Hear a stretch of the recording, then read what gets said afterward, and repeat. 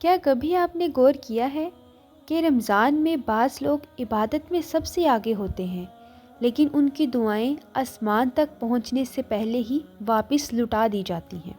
علماء فرماتے ہیں بندے کے اعمال کو زمین سے آسمان تک لے جانے والے فرشتے بعض اوقات رستے میں ہی روک دیے جاتے ہیں۔ کیوں؟ یہی وہ حقیقت ہے جسے آج ہم سمجھنے کی کوشش کریں گے۔ السلام علیکم میرے عزیز بہنوں اور بھائیوں۔ رمضان کے آخری لمحوں میں، خاص طور پر افطار سے پہلے، اللہ کی رحمت بندے کے بہت قریب ہوتی ہے، لیکن قرآن میں ایک ایسی بیماری کا ذکر کیا گیا ہے جو عبادت کے اجر کو خاموشی سے ختم کر دیتی ہے۔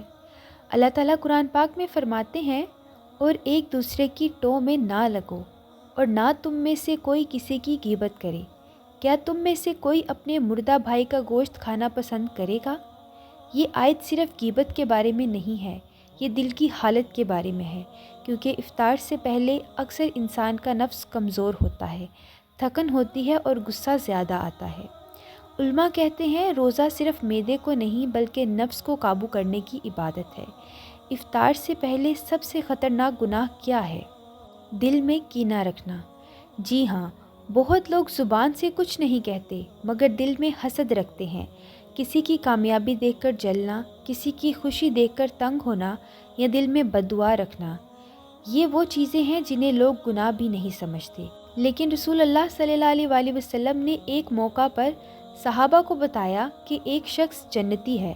صحابہ حیران ہوئے، نہ وہ زیادہ نماز پڑھتا تھا، نہ زیادہ روزے رکھتا تھا، لیکن جب اس سے پوچھا گیا تو اس نے کہا، میں رات کو سوتے وقت اپنے دل میں کسی مسلمان کے لیے بغض نہیں رکھتا۔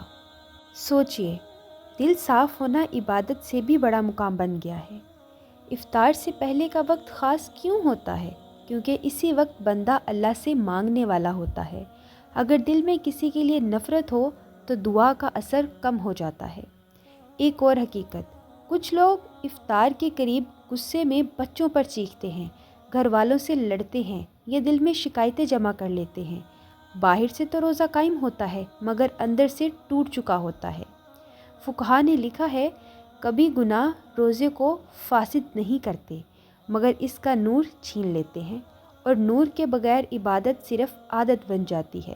میرے عزیز بہنوں اور بھائیوں، یہاں ایک گزارش ہے، اگر آپ چاہتے ہیں کہ دین کی ایسی گہری حقیقتیں آپ تک پہنچتی رہیں تو ویڈیو کو لائک کریں اور چینل کو سبسکرائب کریں تاکہ یہ علم زیادہ لوگوں تک پہنچ سکے۔ اب سوال ہے کہ بچا کیسے جائے؟ افطار سے پہلے 3 کام کریں۔ پہلا، اپنے دل کا جائزہ لیں۔ کسی کا نام ذہن میں آئے اور دل بھاری ہو تو فوراً دعا کریں کہ یا اللہ اسے بھی خیر دے اور مجھے بھی۔ دوسرا، استغفار پڑھیں، کیونکہ استغفار دل کو دھو دیتا ہے۔ تیسرا کام، افطار سے چند منٹ پہلے خاموش بیٹھ جائیں۔ یہ وقت اللہ کے قریب ہونے کا وقت ہے، دنیا کے شور سے دور ہونے کا وقت ہے۔ میری دعا ہے کہ یا اللہ ہمارے روزوں کو ریاکاری سے بچا، ہمارے دلوں سے حسد اور نفرت کو نکال دے، ہمیں وہ روزہ نصیب کر جس سے تو راضی ہو جائے، اور ہمیں اپنے بندوں میں شامل فرما جن کی دعائیں رد نہیں ہوتی۔ آمین۔ جزاک اللہ خیر۔ اللہ حافظ۔